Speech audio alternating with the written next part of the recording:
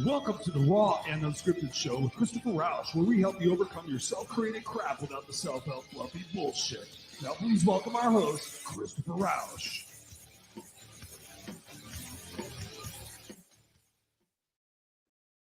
What's up, ladies and gentlemen, boys and girls of most ages? Hello, welcome back to another episode of Raw and Unscripted with yours truly, Christopher Roush, your No Excuses coach, where I help you overcome the self-created crap without the self-help fluffy bullshit. And wow, we have an amazing guest for you tonight. Literally think about the female version of me, and that's what you can expect out of our guest tonight.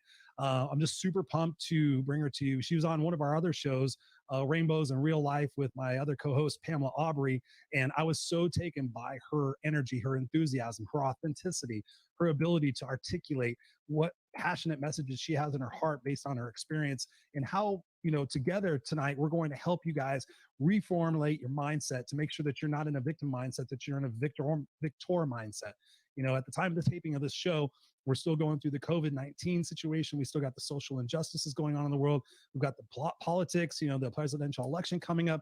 So there's a lot of stuff going on in the world, and people are really feeling weighed down by a lot of this stuff. So our goal with this show every single week is to come to you and somehow bring you a little bit of inspiration, motivation, education that guides you to take action this week on what it is that you can do to be responsible for your own life.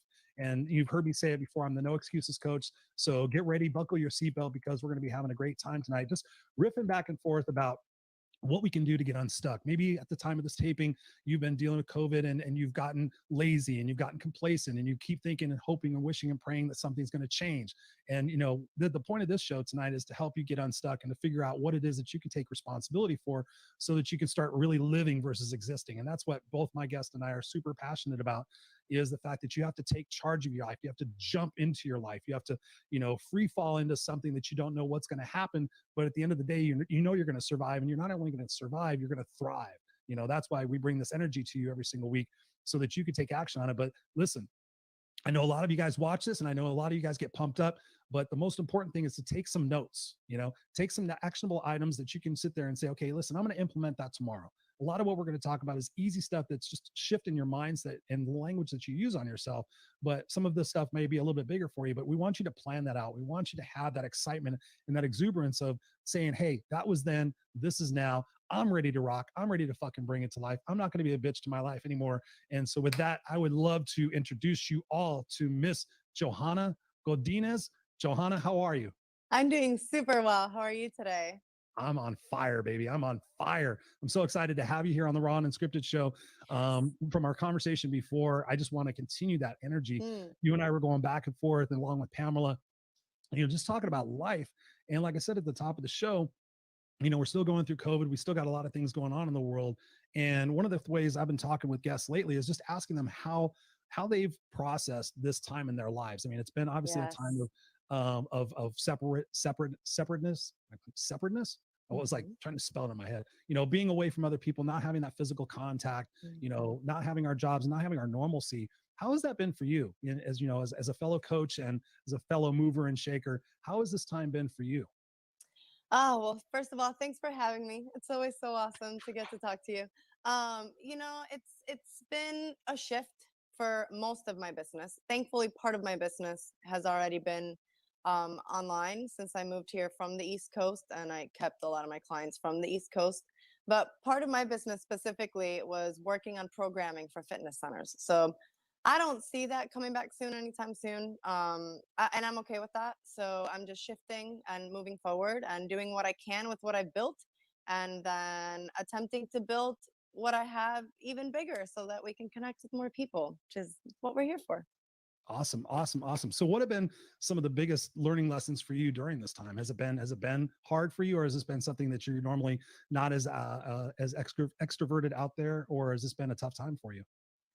It's been on the tougher side just because I'm more of a face-to-face person. So getting used to being so disconnected has taken a second. I'm used to feeling people's energy. I count on my intuition a lot, and it's harder when you don't feel someone next to you and you're talking to them really to get their full spectrum. So that part's been hard. Um and again, having a big part of my business now shifted means that I need to make big shifts, right? So that's also put me in a place where I had to look at things that maybe I wasn't looking at before. And even though that's been challenging, I think that's been where the most growth and most amazingness has come from. So, um, one of the things that we were talking about was about how we need to start taking ownership of the things that we have going on. And I feel like a lot that's happening right now, if we focus on the problem and we don't look at the solutions, we are unable to move forward. It's one of those things where, like, yoga has been so big in my life because it helps me focus, and that focus starts on my mat and in my meditation, but I carry it on through so that I can use it with anything else that I'm working on. And I feel like right now it's about learning, okay, how do I become aware what I'm looking at and what do I want to be looking at, so that I can, when I become aware, shift that and start to work on my mindset, on my focus, on the things that I want to manifest, not the things that are already not working. I know that's really woo woo, the law of attraction, whatever, but I'm a firm believer. I've seen it in my life. The more that you sit in your crap, the more that that crap stinks. I mean, that's just, I don't, I can't really say it on the other way. So in order to get out of it, you got to get up and move forward. And the only way to do that is to shift your mindset, shift your focus, and start to look for solutions, make opportunities. They may not be out there, but if you're looking for them, you will find them. Have you always been this way, Johanna? Have you always been that person that looks for the light versus the dark, or the look up at the sky versus the mud? Or is this something that has recently come about when you started doing yoga? Have you always been like this? I think yoga has just helped me understand where it comes from and what it means and how I can use it.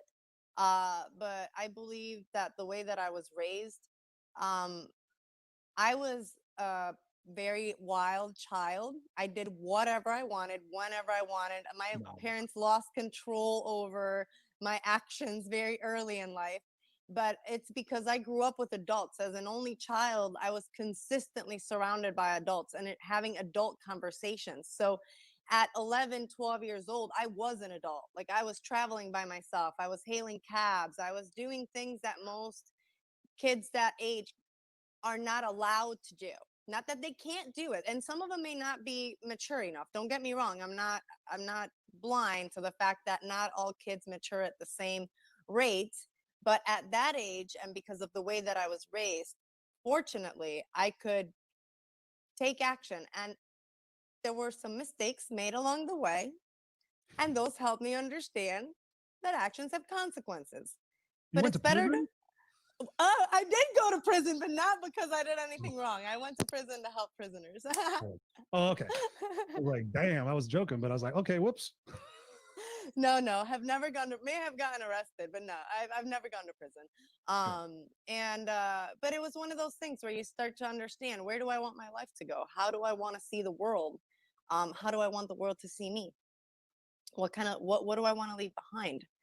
And once you start thinking about those bigger things, it was very quickly that I knew that there was something that I needed to do that had to do with elevating people to, and that's meant a lot of different things in my life, and for others and for people around me, and it's evolved very much so over the years. But it's always been just a part of me to take charge and lead people. So I've taken that and used it as much as I can to help others take charge of themselves. um and in COVID, I'm not gonna lie, the clients I've gotten during COVID, it's been the most fun that I've ever had working with people, because of the opportunities that you can discover, that you may not be thinking of, just because you weren't in this situation where you had to be put in this position to think outside the box. So you can say that it's horrible that all of this is happening, but it's happening for a reason. There's a lot of opportunities happening, and I think people need to wake up to the fact that we can't always be looking outside to save ourselves. It starts within. And I Absolutely. and that's what this is I'm hoping helping us do. I don't think some people are getting it, but hopefully the more time that passes and the more the shit flies, the more they'll start understanding it and reflecting on it and getting on the bandwagon of like, oh man, I'm no control over anything out here. Oh crap. Right. Isn't that amazing? I mean, we sit there and people, when it first started, people said, I want to go back to normal. I'm like, what is normal? You know, that certainty, that comfort zone, that complacency, that mediocrity. You know, I'd sit there and look at this, and you and I share the same Mm, vision on that, is the fact that, okay, this is happening for you. This is like a timeout to say, wake up, ladies and gentlemen. Like you were saying, you got to be resourceful. Let me ask you a question. What do you think is the greatest motivator for people, given the fact that you're a coach and given the fact what you've been through in life? What do you think is the greatest motivator for people to change when they've been complacent, they've been in that, oh, I don't know, that fearful mindset, they didn't grow up with parents like yourself? What do you oh, think? crap. I hate this question. Money and fear. Really?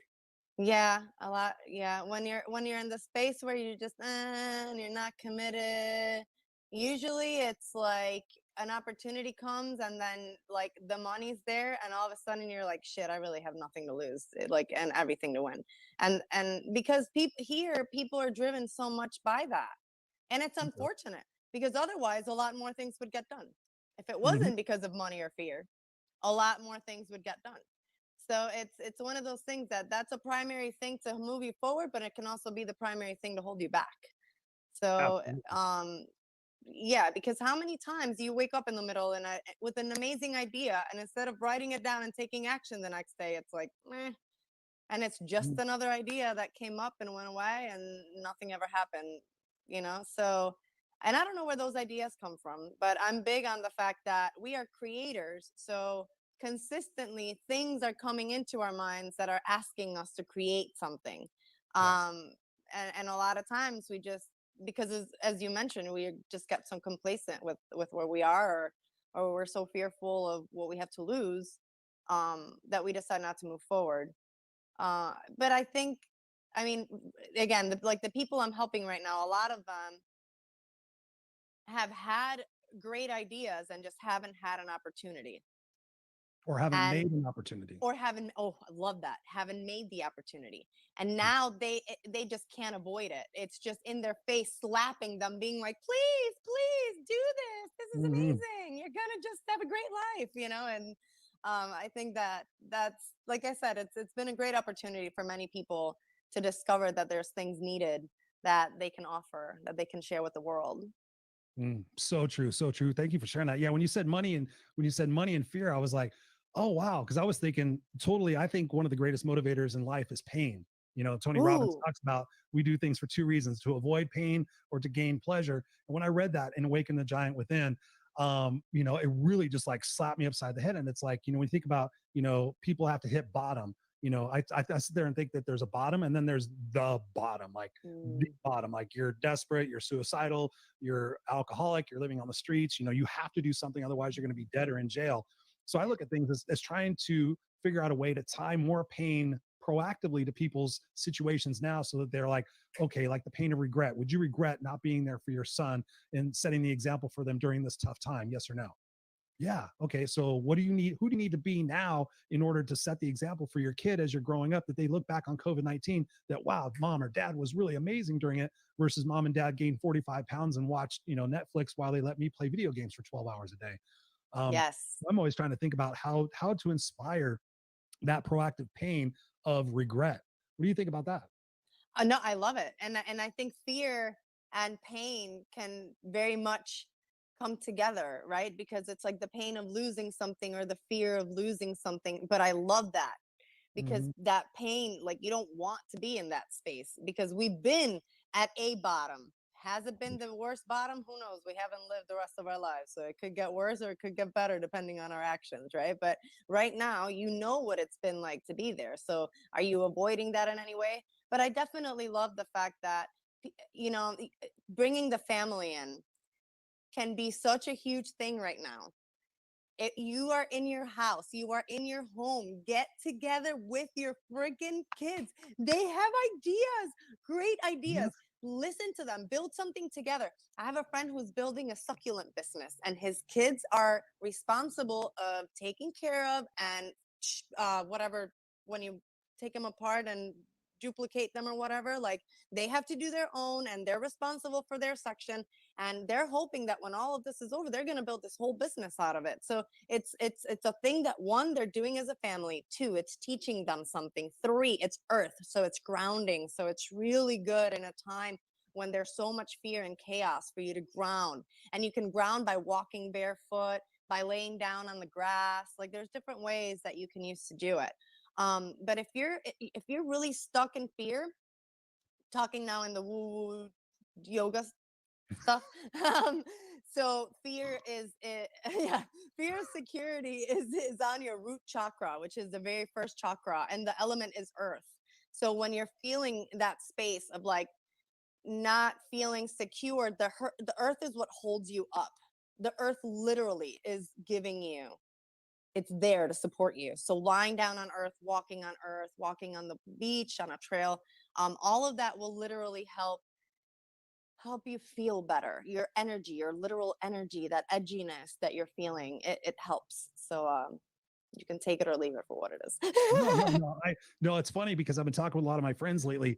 And, when I said in the opening credits of the show, that line where I say, I help people overcome their self-created crap without the self-help fluffy bullshit. Only up until about 3 years ago, a lot of the stuff I talk about now, like the soul experience and the how many experiences has our soul been here, and reading the Untethered Soul and reading the Surrender Experiment and reading why me, why this, why now. My coach had me read that, and just really kind of understanding on a deeper metaphysical level what is really happening here. It's not that I'm just Chris and I'm here having this life existence. I'm here to learn lessons. I'm here to dig into whatever pain or whatever frustration is presenting itself in my life to become bigger and stronger and to become unstoppable. So it's crazy. I totally get what you're saying with that, because grounding is so amazing.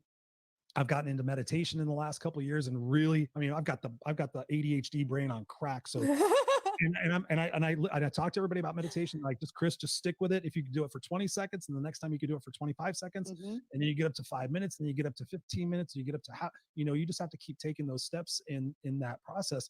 But I want to step back for a second. And when you were talking about working with clients, you are a go-getter. I'm a go-getter. We're survivors. We're thrivers. We're committed people. But talk to us about some of the people that you've been dealing with during COVID. You said it's been an exciting time. Talk to us about some of the examples where it has been exciting, where perhaps somebody was like, okay, they were just, just kind of going through life and whatever. And now they're just like fired up, like, no, I don't want to work for another company and get laid off. No, I don't want to be a victim to anything else that happens about uncertainty. Talk to us about some of those experiences with us. Well, as an MBA, my favorite is working with new businesses. I really enjoy it. I developed a no brain process of creating a business. Like, I give you a checklist and you do A, check, B, check, 3, check, and you can't F it up if you do put a check next to everything. So thanks to that, I had someone contact me who saw an opportunity in her company it was like a space between what they offer and what the client needs. And, like, of course, being in marketing and being in business, I just lit up. I was like, girl, I'm like, there's nothing like this out there. I'm like, yes, this is exactly the kind of business. This is perfect. You need no money to get it started, and you can charge as much as you want, because these products are like $1 million program or products that go inside of other things.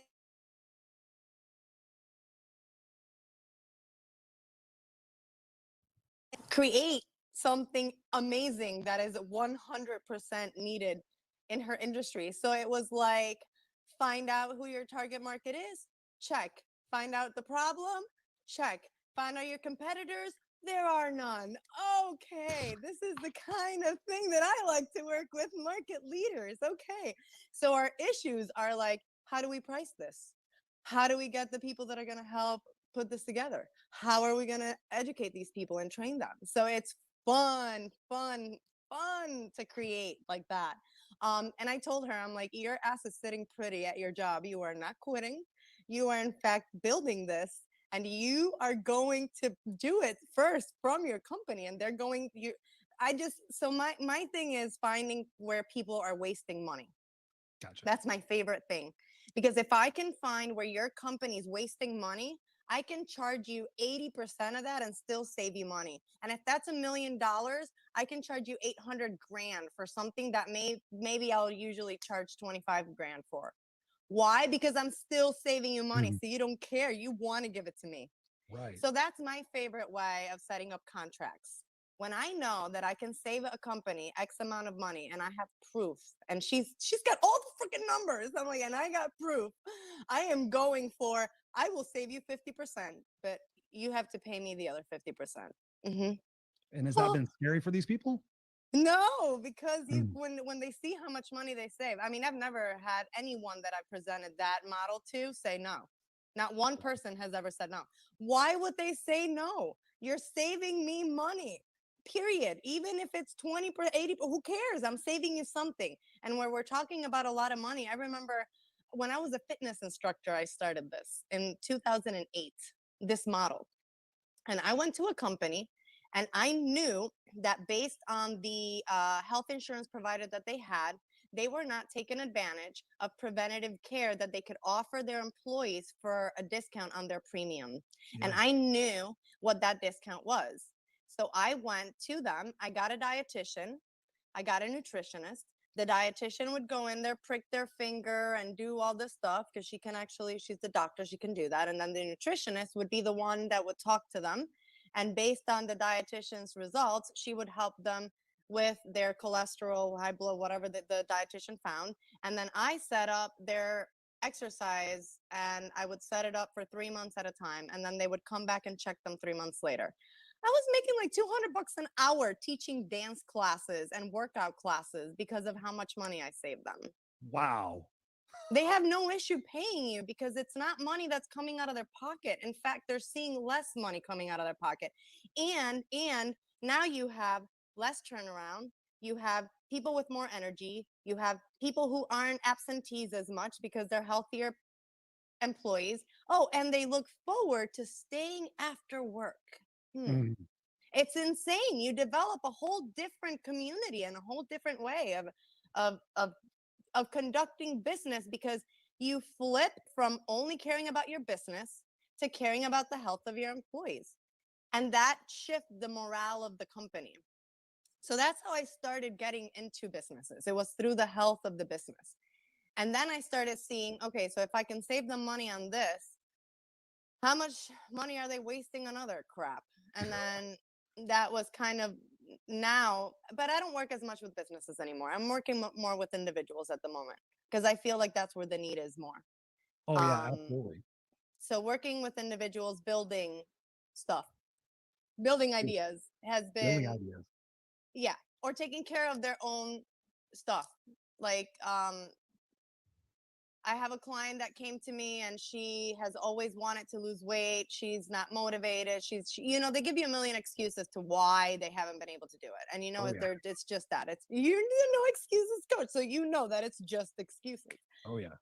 So it's just getting them to understand I need to take responsibility and being there just enough to give them what they need tool wise for them to learn how to deal with it themselves. Because a coach isn't someone who hangs on to someone by the hand and takes them every step of the way. I'll tell you, I give you free time. I even give you my first assignment free.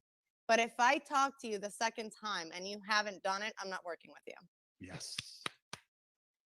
And you can pay me all the money in the world. It has nothing to do with money. It has to do with I'm not going to waste my time and I'm not going to waste your money. If you're not going to make it happen, I'm not going to sit here and think about you and figure out what comes next and create resources for you and look for resources for you. That takes my time.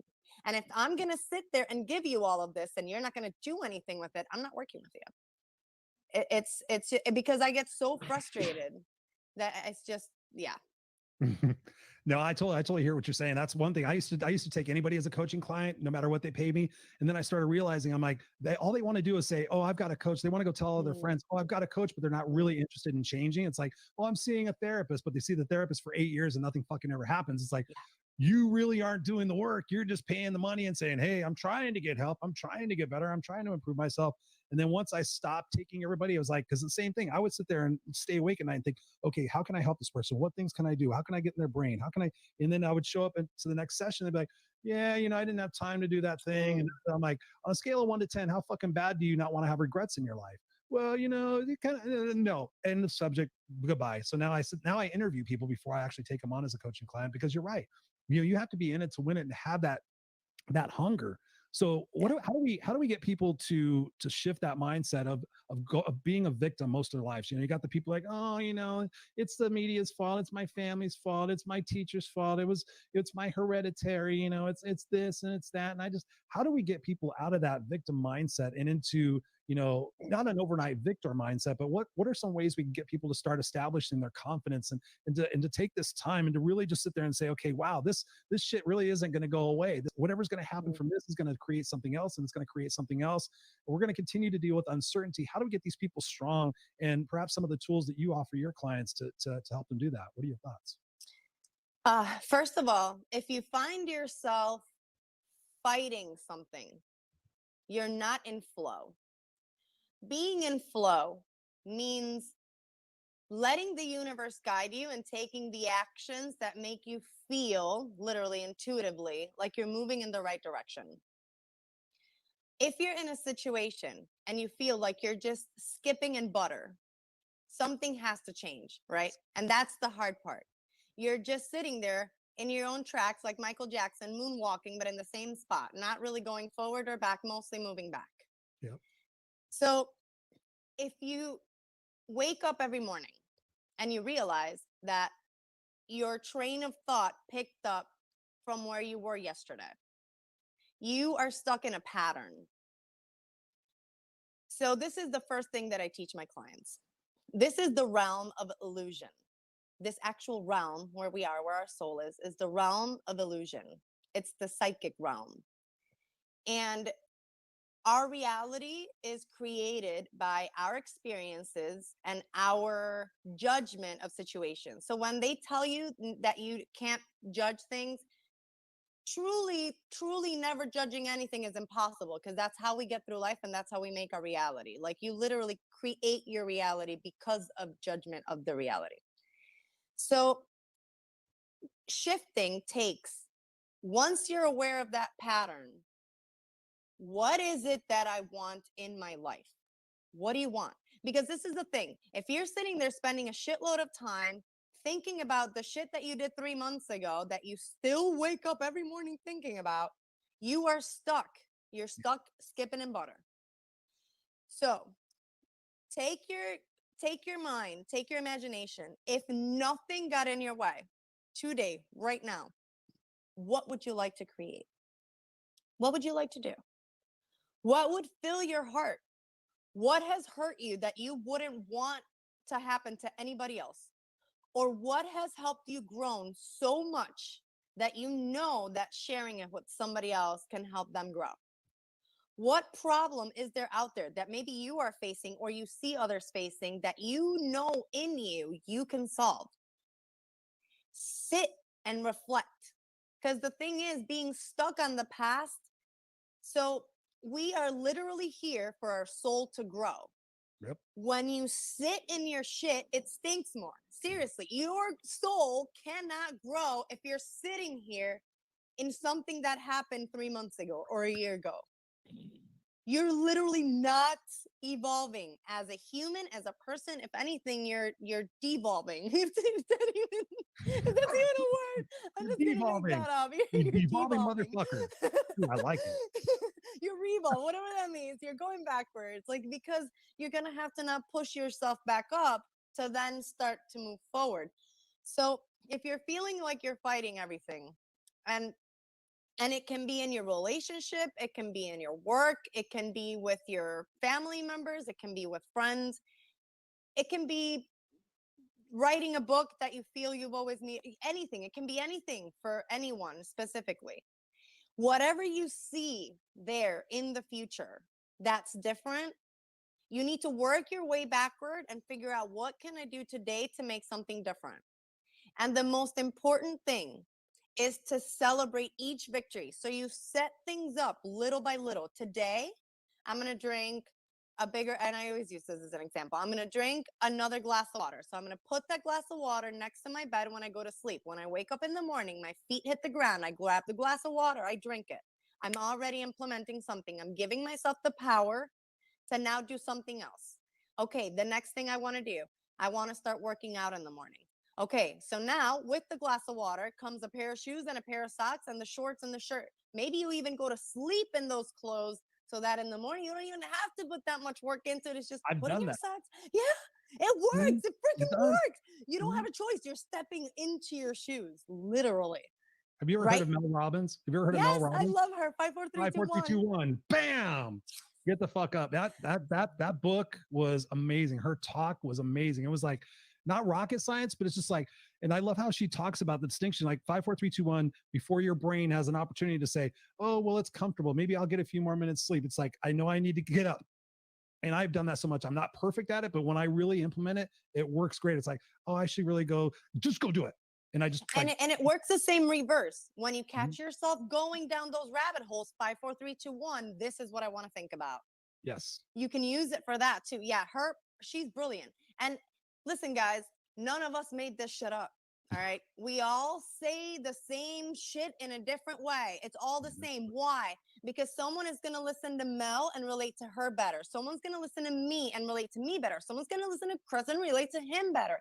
And the point is that it's always the same message. You need to take responsibility. You're in control, and we're just here to give you tools to do it. But in the end, we're not. Listen, if I got paid to work out for the people that contact me that want to lose weight that don't do it, I would be one, rich, and two, like lifting cars over my head by now. All right. Because it's just, but it doesn't work. I can't do it for you. I can only lay out a plan, but you still need to get up every day and decide to do it. Absolutely. And the reason why Chris and I work, I'm sure you work the same way, where we really look at what the client needs. What do you need? Because I have clients that are super responsible and we talk once a week. I don't need to be babying them during the week, sending them good job, get it done today, Wednesday. But I have others that I need to do that to every day. Yep. And I'm okay with that because that's what they need. And as a coach, it's not up to me to figure out what's going to work for them. It's only up to me to do it so that I support them in the way that they need. But Right. the main thing is, even if I'm supporting you every day, you're still having to get up and do it. Me still writing you that one text isn't going to make a difference. So that's the biggest thing, is taking action. It's understanding, where am I? If you're spending more than an hour every day watching TV, you have time to sit down, even if it's in your garage, away from everyone, with a pen and a paper in front of you. What's missing? What's hurting? And especially what's hurting, so that you can heal. Have a good cry. Remember all that shit, but only to learn the lesson, cry it out, and let it go. I'll give you a personal story. So I've had a really messed up thing going on with my side, and it's been going on for years. And it's called Parsonage-Turner syndrome. My nerves don't talk to my muscles, so my muscles kind of got all bleh, and now they just don't work. The other day, I got a massage by a woman who's very in tune with energy and the body. And she hit something and she was like, you need to let this go. And I was like, how? She's like, how do you feel? And I was like, I think I need to cry. She's like, let it go, man. And I was just like, and my arm is better than it's ever been. There is Shut something the to that, fuck isn't up. it? I can't even tell you. If I Isn't it? didn't experience it, I don't think I could say it, but still somewhere in there, there'd be a little bit of a doubt. But she knew, she felt it. And she was like, girl, she's like, you need to let this go. And she was Let like, what go? Something, emotion? it A must story? have been, I You don't don't know know what you let go? exactly what it was, Oh, but geez. there That was doesn't help me. something emotional stuck in there that caused this like wave that I just needed to just release. And I just Mhm. cried. And she really created a safe space. So she allowed me to feel comfortable just letting it out. And I cried for like 10 minutes. I mean, it was ridiculous. If I don't, Yeah, it was amazing. But you, but So you, but you don't know what that pain was that you were letting go. It was just I think alcoholic it had to Anonymous? do. I think it had to do a lot with things that I've been healing from since I did my ayahuasca retreat. Like I've been healing ever since then, and when you when you go through an awakening with ayahuasca, it doesn't just happening like it doesn't just slap you in the face. Like some of it will, like unconditional love slapped me in the face, like there was no other. But there's been smaller things like how much we hold emotions in our body and how much we need to let that go in order to love. Like that is love. Unconditional love is you looking back at your own shit and your own fuck ups and being able to say, I'm sorry, but for me, and it's okay, and I forgive you. And you fucked up bad, but you're here doing much better. And we're able to move forward because we're not that person. We are this person.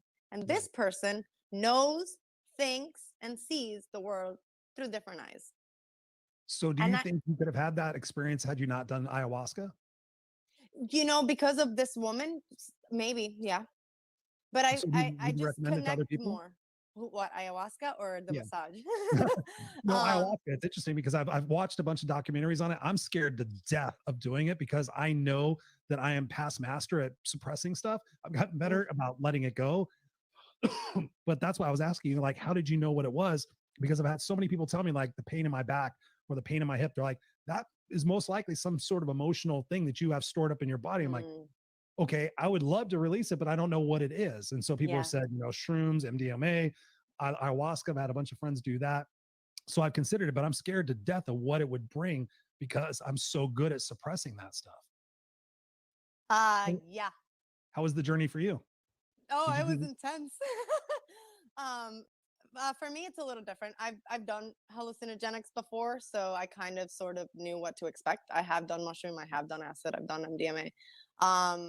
It was a big part of my how I grew up. I grew up as a raver kid in the '90s, so that Mm, was my youth. My youth was full of love because in the '90s it was all love, and I think that helped shape the fact that I'm this way. I'm like, I know that people have the potential to be all love. I've experienced it many times with thousands of people because raves are not the same now that they were then. I would never go to anything like what it is now.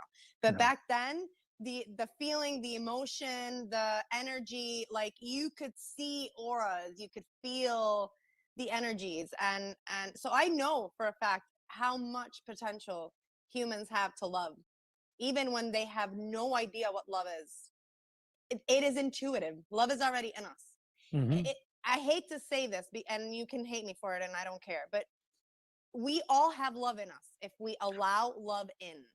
How dare you I say that know. on my That's show? Yeah, I Oh, I wish you know. would have told me you were going to talk about love. I Gee. know. Damn it. It's a big thing. It's all about uncle. That's what the biggest thing Mama Ayahuasca told me. She's like, listen, so I went there to see how you win the game of life. This is how ego, like I'm still catch myself being driven by ego, it's just we're human and then we laugh at ourselves. So I went there because I was like, all right, I'm starting to understand this matrix thing. I know that life is a game. So what exactly, what is our soul here to do to win this game or to like level up on the game, right? Mm. Because meditation alone just wasn't doing it for me. Like there had to be something more. So I went there, Mama Ayahuasca, how do I win the game? And she looked at me and she's like, you're so silly. She's like, you can't win this game.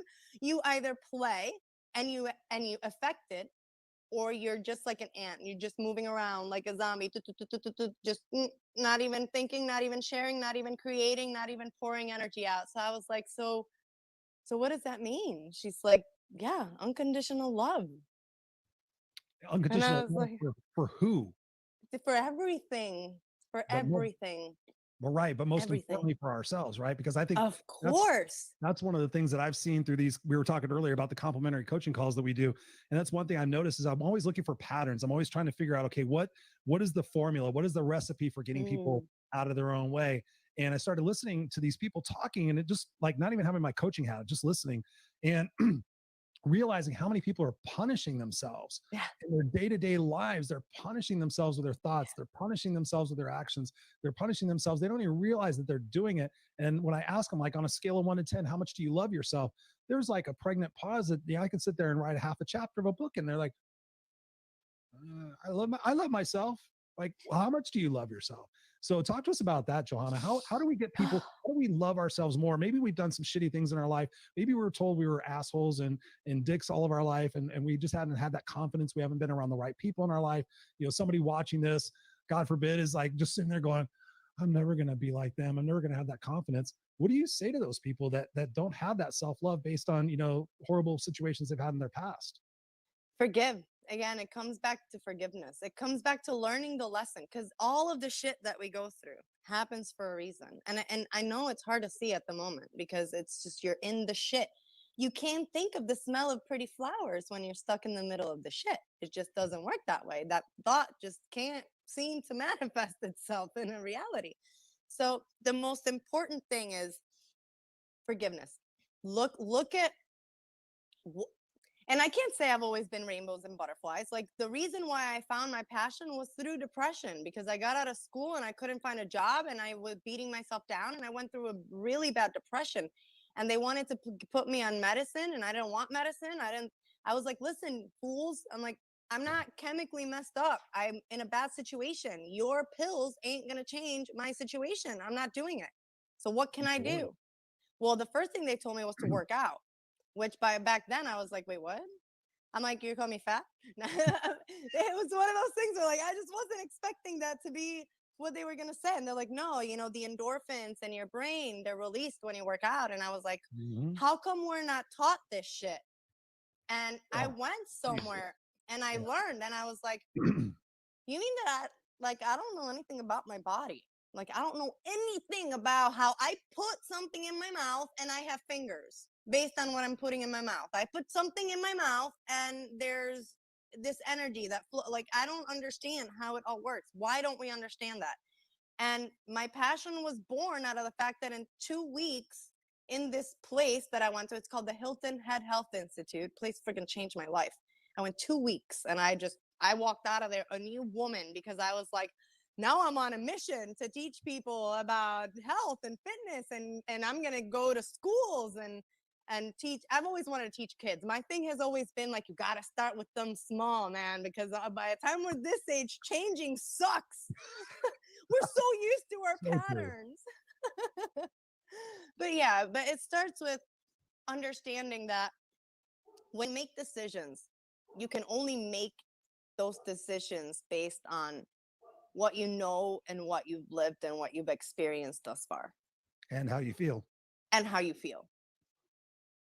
When you step out and you become a different person, you can't hold yourself accountable for the decisions that person made going forward.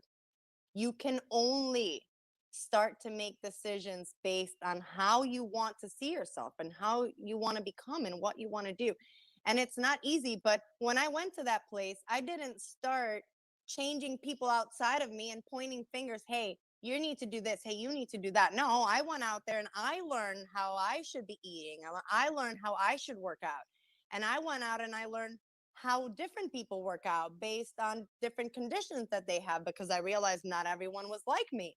So it takes looking in before you can want to change anything out. And the issue that we're having right now is that not only are we not loving ourselves, we're not even giving time for ourselves to be with ourselves, to get to know ourselves, to even know what is messing us up to begin with.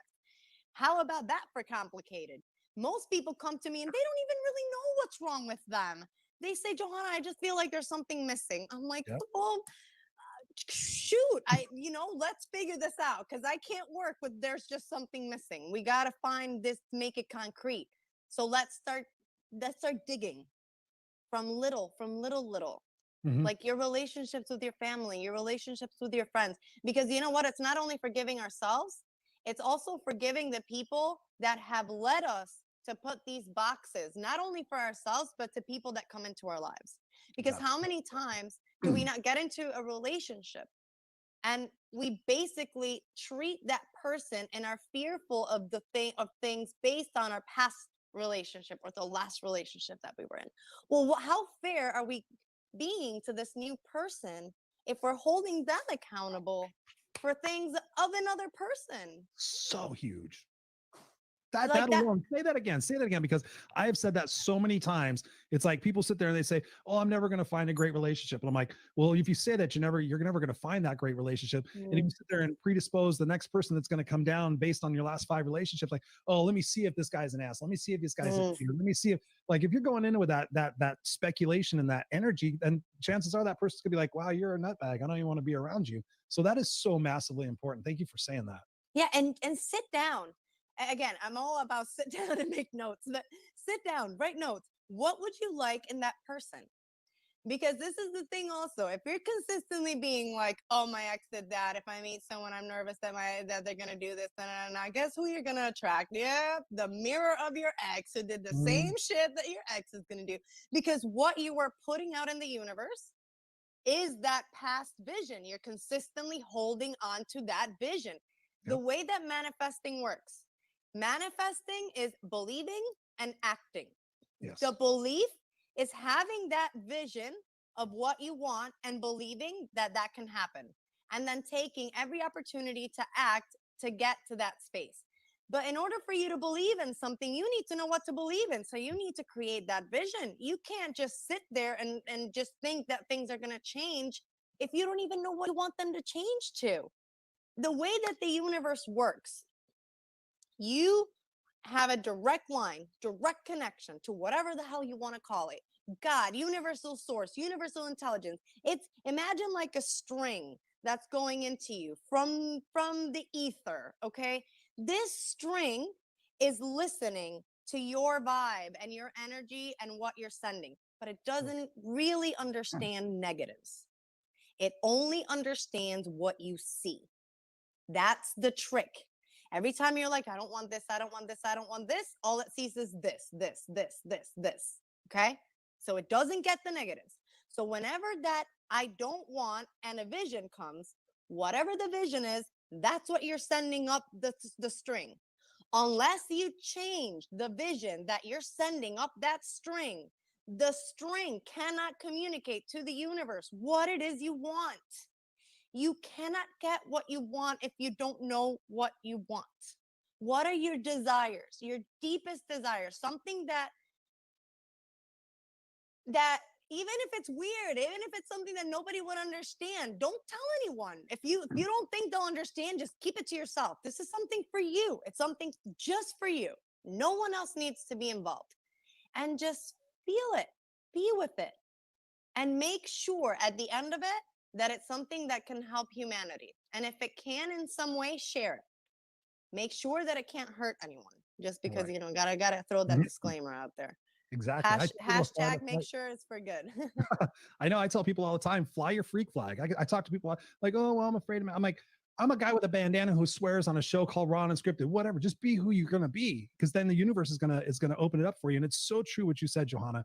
And I'm so glad you said that, because one of the things that I deal with coaching clients, and you basically just eliminated to it, is like, what is it that you want versus what you don't want. And I'll sit there and ask somebody like, "What is it that you want?" And they'll be like, "I don't know. I want to be, I want to have money. I want to be in a good relationship." I'm like, "What do you don't want?" They come up with 75 things, like, bam, I don't want this, I don't want this. And I said, all you have to do is take what you don't want, flip it on its ass, and that's what you want. Like, I don't want to be alone. Okay. I want a relationship. What is it going to take to have a relationship? Maybe I need to work on my own relationship skills. Maybe my listening skills suck. Maybe my last 7 relationships told me, "You never listen to me." Maybe that's why I got to go read some books and, like, take responsibility for that. That when you say that vision, what is your roadmap for creating that vision? I have something in my mind that I work with, but what's your roadmap for creating that vision for people who are kind of just like, I know I want something different. Well, the main thing is this: if you know everything that you don't want, like you said, you can flip it in its head and figure out what you do want. Because visualize, for example, if you're lying next to someone at night, and this is how specific. Do you want them to snore? No? Write that down. Like, be that specific. I want someone who has these qualities as a person, who sees the world in this way, who has these values. Um, I found myself in all these weird dates and all these characters coming into my life. And wasn't asking the universe for anyone, because I've never been the type of person that has needed to be in a relationship. But after having 3 very failed attempts at them, I sat on my couch and I told the universe, I was like, listen, man, don't send them my way anymore unless they're this, and this, because I don't want it.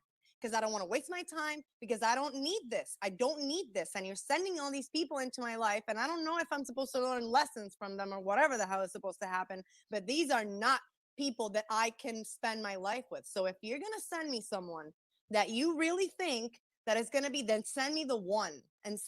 But what is the one? So the one is someone who's open-minded. The one is someone who questions everything. And when I met my husband, I mean, I married him within 3 months. So yeah, he was the one. He was everything that I put out there into the universe in terms of everything. I mean, I can't even tell you, like every single thing that I ask is there. So it works. It totally works. And to the point where, like, I put it out there and I didn't even think about it again, because I was more focused on the universe not bringing me anything else at the moment, because I was working on so much, that when he stepped into my life, I was like, that was quick. Were you ready for it? Or were you like, oh my God, No. this is too good to be true? I mean, going from all the situations you had, did you, because I can hear it, I can hear people in my head right now watching the show going, oh yeah, okay, right, sure. Yeah, I mean, I hear people sitting there say, well, I want to be too picky, and as long as they have these qualities, but you're saying just put it all out there, and don't be scared when it shows up, because the fear of Well, success. I wasn't specific about physical qualities. Oh. So I didn't want the universe it's hard to get a specific bundle when you put too many things out there. I was more focused on what kind of conversations am I going to have at night. But see, everyone sees the world different. Like I wasn't expecting it, but I knew that it had landed on my lap, one of those things. And I mean, he's 39 and I'm 37, and neither of us have been married. Neither of us ever wanted to get married. So neither of us saw the need until we realized how much more we could evolve as souls in this existence, as people together, because of what we knew, how we understood the world to be, and how open-minded we are. I mean, we were listening to exactly the same things, and that's what I asked for. I wanted someone who knew who Alan Watts was, who knew who Rupert Spira was, who knew who Eckhart Tolle was, who could talk about duality and non-duality, and could talk about planes, that could talk about the fact that there very well could be a whole nother world in this world that we just can't see or hear or figure out with our senses, that could be happening just simultaneously, and that you can't deny any of it, and to be open-minded enough to have a conversation about it. That's the shit that just makes me happy. I love having awesome conversations like that, even if they're rabbit holes that are so slim of a possibility. Just the fact that you can have that conversation, that's what fills me. So the fact that this person was in that exact same space meant that the universe really was listening, and what shifted was that instead of me being like, oh, since I don't care about a relationship, whatever, if a guy asks me out, I'll go out, I'll give it went from that to, all right, I'm tired of this, give me this, and here you go. Boom. So the shift is always the same thing. Where is your focus? If your focus is in what you don't want, you are literally attracting what you don't want. We are creators. Our focus must be on what we are attempting to create. Therefore, just shifting from the past or the problem or your story. I mean, I talk to prisoners all the time, and my biggest thing is, you are not your fucking story. Do not go out there defining yourself as, oh, I was a felon. Who the fuck cares that you were a felon? You fucked up and now you're a different person who's learned new things, who's now a minister that owns a company. Like, why isn't that? Like, one thing is you using it to say, this is where I was and this is where I've been. But another thing is for you to basically define yourself as this person. You are no longer that person. I'm sorry. And if you see yourself that way, then there's something that you need to change. Chapters in a book. Yeah, because I don't see them that way. And yeah. Chapters in a book. That's why I talk to people about it. They're like, and I look at it same way for my life. I look at over my life and how much I've grown and changed. And, sometimes we have to leave people behind as a result of that because we do grow and some people just stay complacent. But when I sit there and I look about it, I'm like, it's chapters in my life. Like my one chapter of my life ended November 7th of last year. Great chapter, 26-year chapter, corporate career. And now this new chapter is opening. So it's almost like, like a scene in a movie. I tell people it's like a movie. You don't want to watch the movie and see the same scene over and over again, right? It's not Groundhog Day. You want to change that movie up, and you change that movie up by the different things you focus on and the different things you desire. And I love how you said, focus on what it is that you want, because something I've been doing for the last, as I'm becoming more, I guess, enlightened, spiritually enlightened, I guess I can say, is that power you were saying, that string to source. I've never been a religious person. I don't classify myself as a religious person. I classify myself as a spiritual person. I believe in all different religions. It's like, if it works for you, if the Quran works, whatever works for you, great. Connect into that. And for me, I've started over the last couple of months, as I get up in the morning, and the first thing I do is I always say my gratitude before I even open my eyes. Even before I open my eyes, I'm like, okay, I woke up. My son's asleep in the next room. I'm healthy. I have a beautiful home. I have an opportunity and every morning I say what I'm grateful for that day. When I go to sleep, I say everything I'm grateful. Like tonight, I'll go to bed and I'll say, wow, I'm so thankful for Johanna. I mean, she's such a fucking spitfire. I can't wait to do more shows with her. I can't, I'm so thankful for the coaching client that I talked to a little bit before, who said I saved her life. I'm going to go to bed tonight, say all these things. And then when I get up in the morning, after the gratitude, then I say my intentions. And this is the most valuable part. It's like, I intend, and I ask for guidance. My coach asked me, she goes, ask your spirit guides for evidence. Ask your spirit guides for anything that you want. And I'm like, that sounds so fucking hokey. I told her that. I'm like, it's nuts. She's like, I want you to say spirit guides. I want you to send me high paying clients. I'm like, huh? What does that do? That doesn't do anything. Yes, it does. It's crazy. It is so crazy, Johanna, how many things in the last 3 or 4 months, just from putting the intentions out there. I say, put me in contact with the people I'm supposed to meet. Yes. I have met so many people. It's blowing my mind. How many people I'm meeting, and I just keep putting it out there.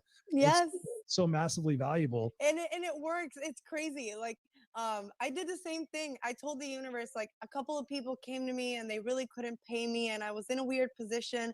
And I sat down and I told the universe, I was like, listen, I know that I'm supposed to help these people. If you want me to help these people, you put money in my bank account, because I want to help these people and I want to help them for whatever they can pay me. Like that, $3,000 in my bank account. Like, it's just works. It works. If you just put it out there, it works. And then I got another client, and then I got another client. And now I'm working with this one that I'm building the business with. I already told her, I'm like, girl, when we get this going, I want to work for you.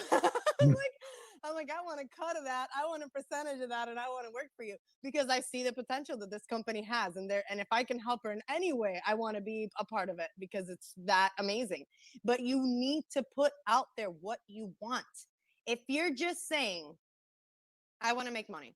Yeah. What are you going to do for that money? What are you willing to do for it? Because the universe doesn't work for you. You work for the universe. Let's get that really straight and why. In order for you to get something, you need to do something. And yes, you may ride out some karma from your last lifetime. But if you mess it up in this lifetime, good luck in the next one. And if you don't believe that, that's fine. It doesn't matter. But our karmic law means that we need to act in the way that we wish that people would act with us.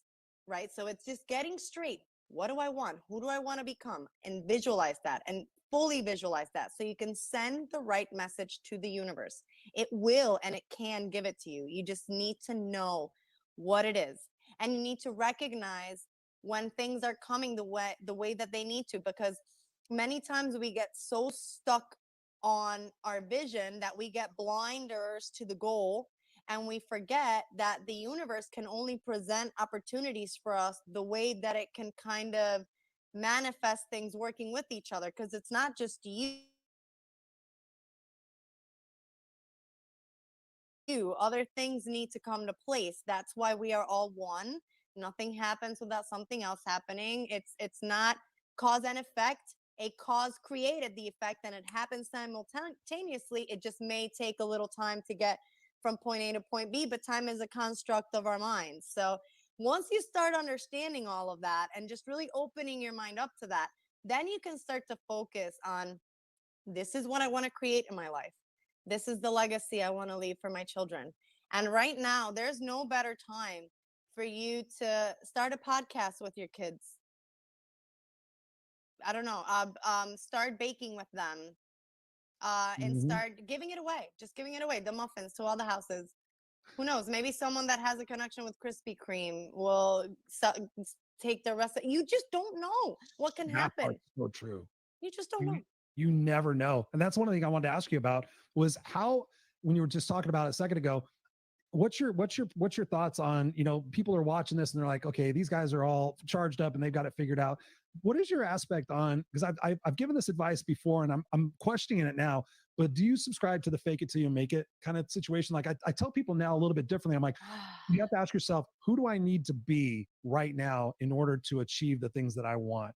And I tell that to people like, okay, put it in your mind, like, who is somebody that you idolize that has that confidence, that has that ability to speak in front of people or whatever it is that you're lacking?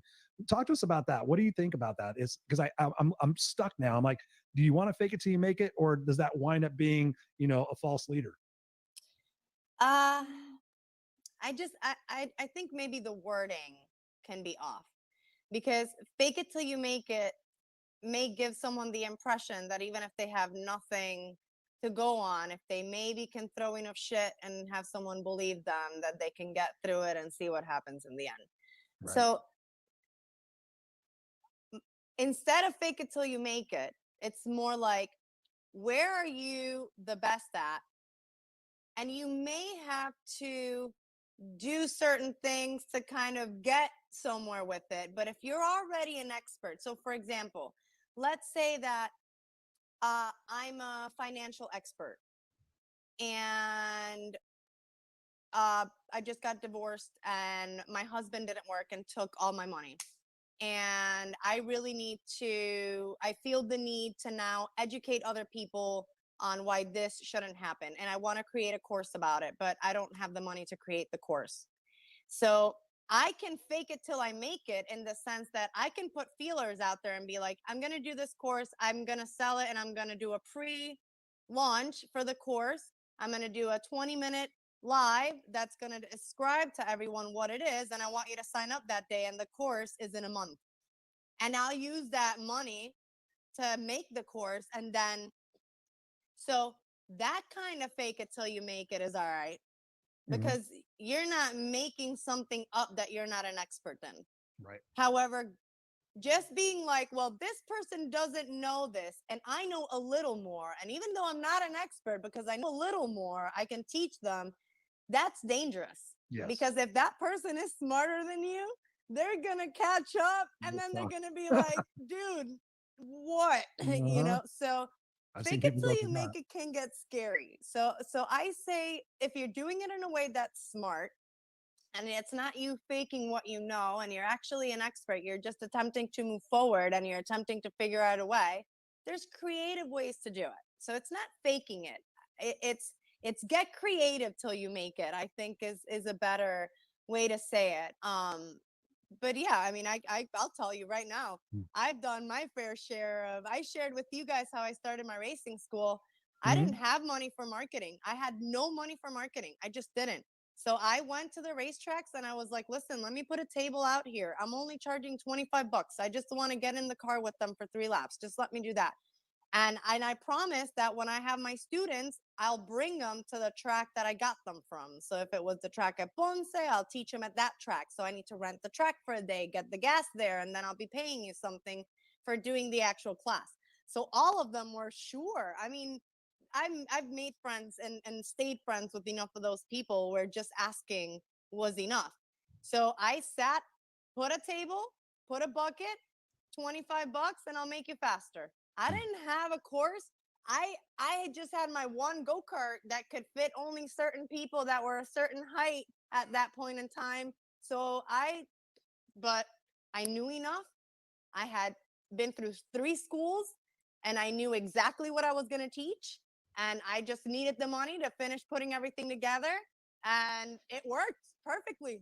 So like, I didn't fake it, because I knew that when I sat down in the car, I was going to make them faster. And I knew when they signed up for my class, I was going to be able to accomplish, which was coaching them to be better drivers. I just didn't have the ability to advertise and get the word out any other way. So that was creative, getting really creative, using my own equipment and figuring out how to market for free. But I don't consider it faking it. I had Mm. to start my school somehow. That's a hustle. Um, That's hustling. I mean, that's grit. That's determination. That's hustle. That's unstoppableness. That's resourcefulness. I mean, so oh, many people, I tell people now, I'm like, if you don't know what to do, go take your lawnmower around the neighborhood and offer to mow somebody's lawn for $5. You yeah, may mow somebody's lawn who sits there and says, hey, what do you do for a living? Oh, hey, I'm a general contractor. Oh, by the way, I have a house out in Havasu. I need to rebuild. You never know what connections are gonna happen. And like you said, hustle, get out there and just try it. I mean, play with it, have fun with it. So many people, like I told somebody the other day, I said, you make tamales. Why don't you start selling tamales out of your house? Well, I don't know if you could do that. Well, guess what? You can Google it and figure the fuck out. And then maybe you can figure this out and you can figure this out and you can figure that out. yeah, And everything's figure outable. Maria yeah. Forleo. I Forleo? love it. Yeah, that's a great book. I love this. Yeah, and that's the main thing. Don't be scared. Don't be Yeah, scared. And yeah. ask. Get your asking gear. That's what my mentor Patrick Carney always says. You got to get your asking gear. Asking It's your it's yes. it's huge because I mean, if you're I'm too scared, already there's a no. Yep. That's a no because you didn't take a chance. But asking, you give yourself a 50-50 just by asking. So you go from zero chance to 50% chance like that, just by 3 or 4 words. So yeah, always ask when you don't understand something. I always tell people, I'm willing to give you a lot for nothing. I may have a conversation with you and give you enough for you to be able to take it on your own and do it. And God bless you. Have fun. And if you ever Yep. want to reward me in the end, I'll happy we probably share it forward a little more, Yep. pass it on, right?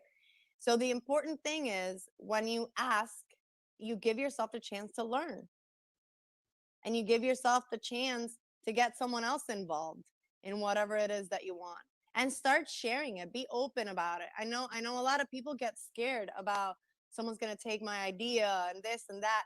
That is a state of lack. It is a Yep. state of fear. It is a Scarcity. state Yep. you're not, I mean, that's just, you're not asking for anything, you're not getting anything, you're not sending the right message anyways, if that's because unless you're connected and you're sharing and you're open about it, and if someone steals your idea and they do it, then guess what? It was probably theirs to create to begin with, then, and just move on and figure out it, because you can't stay bitter either. Mm. No, you can't. And that's one thing my coach taught me was she would sit there and tell me like, Chris, you're in survivor mode. I'm like, what do you mean survivor mode? I'm not in survivor Mm. mode anymore. I've already accomplished what I need to accomplish. I mean, I'm accomplishing more, but she's like, it was a matter of perspective. She's like, stop being a survivor and start being a doer and start trusting Mm. yourself, start trusting the universe, start believing in yourself more than you have, take the belief that I have in you, that you're going to accomplish what it is that you want and move with that. Right. Taking somebody So else's awesome. belief and using that as power. It's amazing. Those little shifts. I'm like, I used to be massive about, okay, how can I get this person to really shift? And now I think, and I believe that if you could just get somebody just to shift a couple of degrees, when you think about a boat or a plane, if they're a couple of degrees off and they're going to Washington, D.C., where are they going to wind up? You just shifted a couple of degrees, and I think the things that we've said, I know the things we've said tonight are massive in the fact that if you guys out there are watching this, really take into heart, like, what are the 3 things that Mm. I can take from this interview, this discussion, and implement in my life? Maybe that I'm not going to be a victim anymore. Maybe I'm not going to have a Yes. scarcity mindset. I mean, what are your final thoughts to take us out of this? I mean, I could sit here and talk to you forever, but Oh, I I know. I love this. You and I respect vibe. I love how we vibe. Oh, 3 things. The most important things during COVID. Um, or just in life, just if you got let me put it this way: you have a microphone to the world right now. Everybody's listening and watching Johanna, and they're like, what can I do? How can I have a kick-ass life? How can I have an unstoppable life? become aware of where your thoughts are. That's number one. Take ownership of them and focus them. In order to do that, you have to figure out exactly what you want. So those 3 things. Sit down and reflect. And it may take weeks, by the way. This isn't something that you just sit down in an hour with a pad and you're like, no, I know exactly what I want into my life. It may take weeks. It may take you crying and reflecting on things that hurt you or things that have stopped you and mistakes that you've made, and then crying over the mistakes and then forgiving. So it may take like a little bit of an emotional roller coaster within you, but figure out what you want, make the steps. What can I do today? Even if you have no idea, go out there, start looking, get online, start searching. And then yeah, just focus your thoughts. The main thing is become aware of where your mindset is and really Start to focus on what you want in your life, what you're trying to what you're attempting and desiring to bring in and achieve, and who you want to be and what you want to accomplish, so that the universe can see that and it can help you achieve that. Bam, bam, bam, bam. One thing I would include with that, and it's based on something we said, Jonna, is that vision. When I think about that vision, one of the things that I look at that helped me back in 2008, I was sitting at a funeral for a coworker, and I was at the back of the church, and all my friends were getting up there eulogizing our coworker, and my friend Dave Riley got up there with his big pink tie, and he started crying, and I was just sitting there, and I looked up there, and I'm like, okay, if I died tomorrow, who would show up and what would they say? And at that point in my life, most of my friends at that point knew me for who I was. And so I figured they're going to show up. They're going to say, oh, Chris is a party animal. Chris is a joker. Chris is a smart ass. Chases girls. Chris gets into trouble. Chris is a coach. There would have been some good things in there, but I'm like, this lady, I knew her, but I didn't know her that well. They were going to be like, oh, Anne used to do these secret little things. And they were just like all these special little things that made her life so significant. Unfortunately, she passed away from cancer. And I sat there and I'm like, I don't want to be remembered for all that. I mean, it's a part of my life, it's a part of my journey, but now I've done so much more. So I went home and I thought about it as I was driving home, and I was like, you know what? I'm going to go home and write my eulogy. And it's something that just popped into my brain. Powerful. I went home and I took a yellow pad of paper. I could still see me doing it. I sat right in front of my computer and I just started writing. And it was like, Christopher Roush, blah, blah, blah. And I just kept free writing. And then I got to this part where I said, I was like thinking in my mind, how can I encapsulate all this?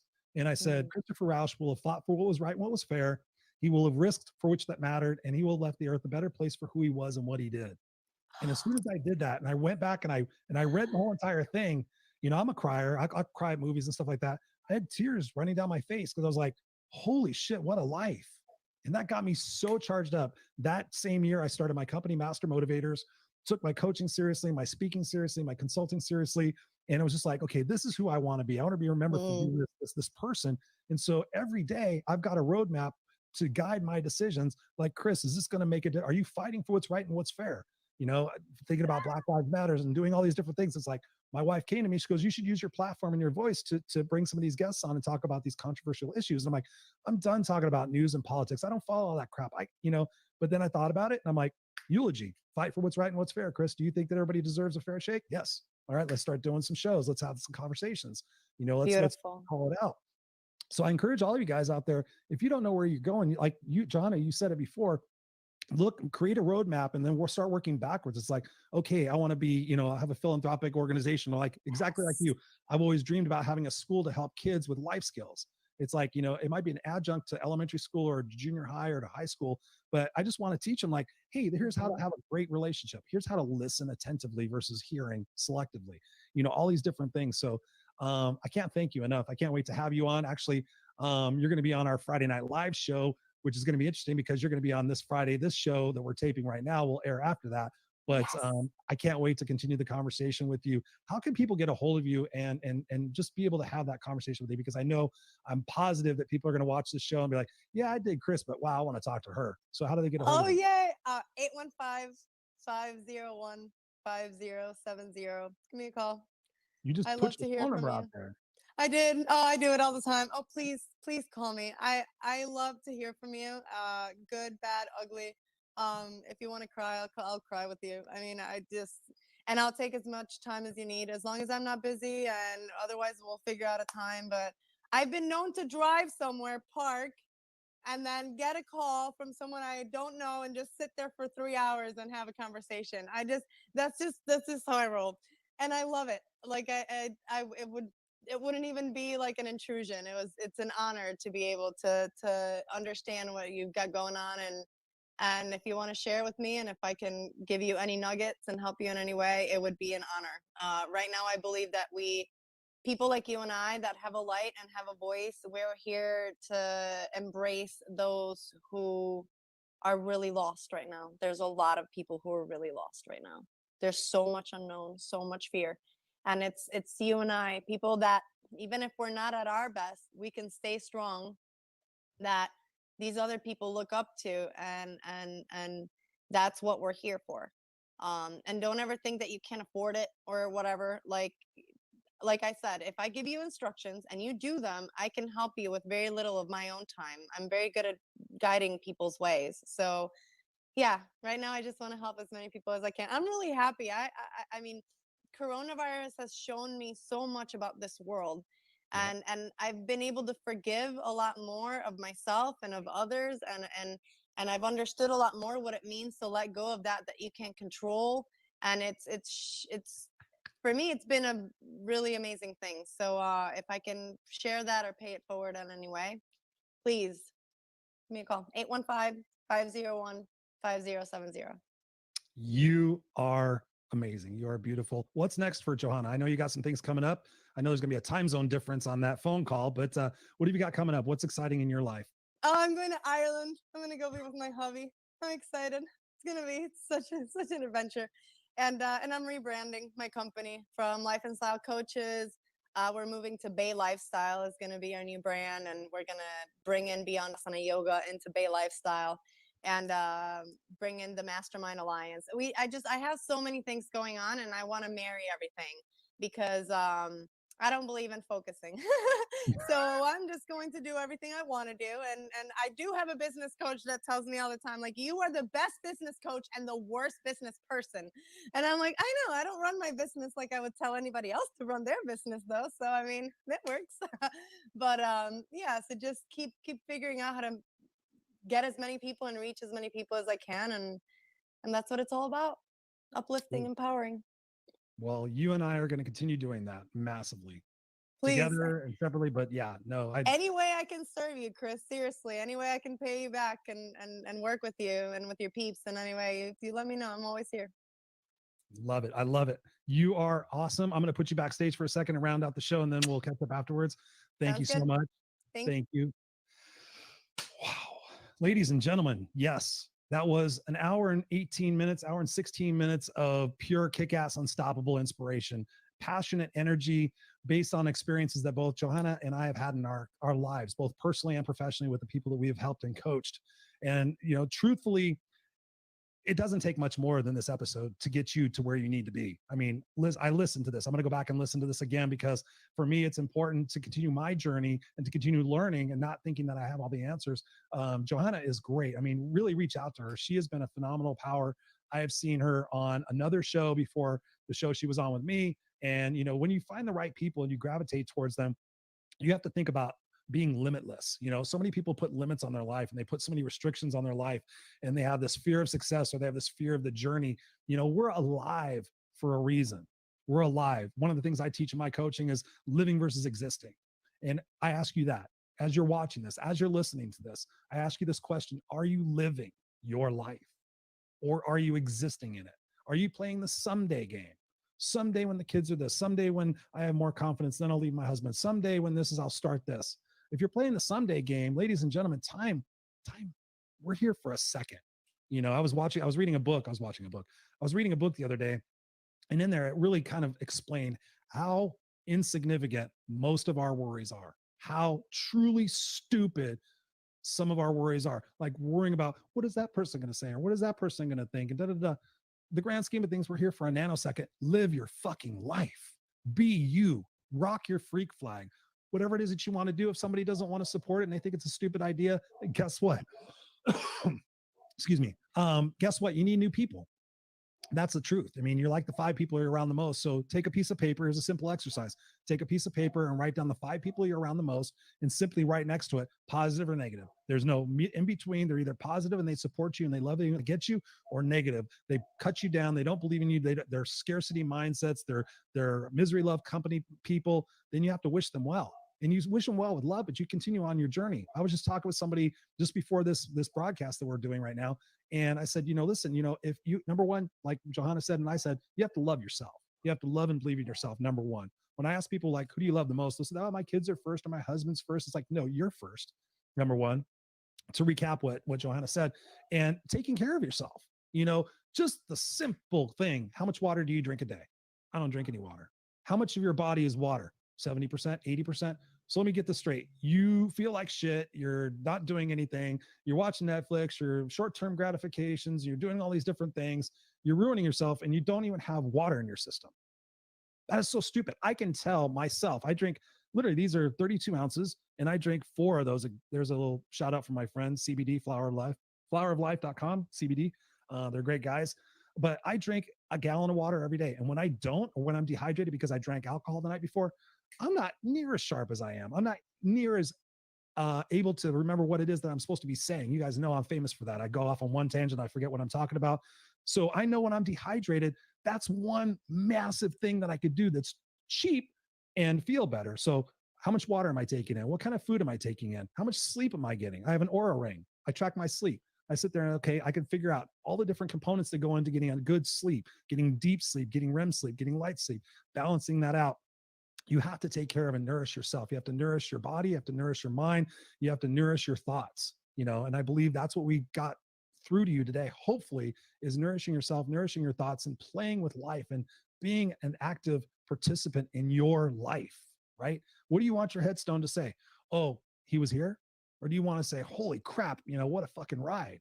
And it doesn't mean that you have to go out there and do exponential things overnight. It just means you have to start with the intentions and with the gratitude and focusing and getting the right people around you, getting a coach, getting a mentor, at the very, very, very least, getting an accountability partner. Have, your supposed best friend who's supposed to tell you the truth.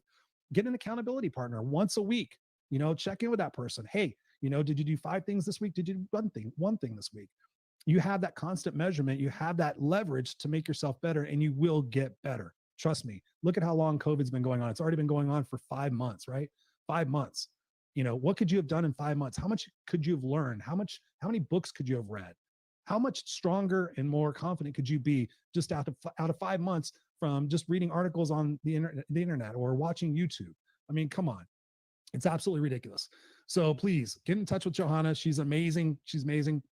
As always, reach out to me, Christopher at ChristopherRausch.com. Still offering the complimentary coaching sessions. Just had one right before this broadcast. Was a phenomenal coaching session. Reach out to me. I'll send you the link to my calendar and you can get on there and we could talk. By all means, talk to me and talk to Joanna. I mean, geez, you have resources out there. There's no reason why you should be sitting there miserable in your life, all right? This is the Kick-Ass Unstoppable Show. I'm your No Excuses coach. I love you guys. Make sure you're tuning into all the broadcasts, and we love you, and always stay classy, Cincinnati.